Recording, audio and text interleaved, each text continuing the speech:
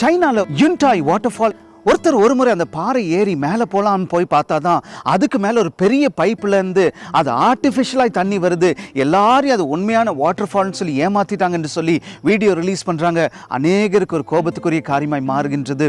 பிரியமானல, இன்றைக்கு ஒரு தேசமே மற்றவங்களை ஸ்கேம் பண்ணதை இன்றைக்கு நம்ம பார்க்குறோம். அப்போ நம்மை சுற்றி கூட யாரோ ஒருத்தர் நம்மை ஸ்கேம் பண்ணும்படி ஏமாற்றும்படி இருப்பார்கள், அல்லது நாமும் கூட இன்றைக்கு யாரையாவது ஏமாற்றலாம். அன்னைக்கு மாட்டிக்கொள்ளும் பொழுது நம்மை விட்டு விலகும்படி ஒரு சூழ்நிலையாய் மாறிவிடக்கூடும்.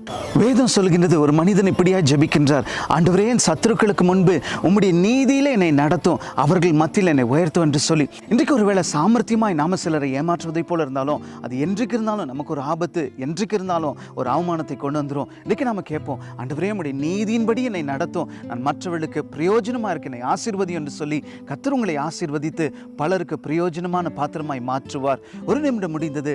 நாளை சந்திப்போம்.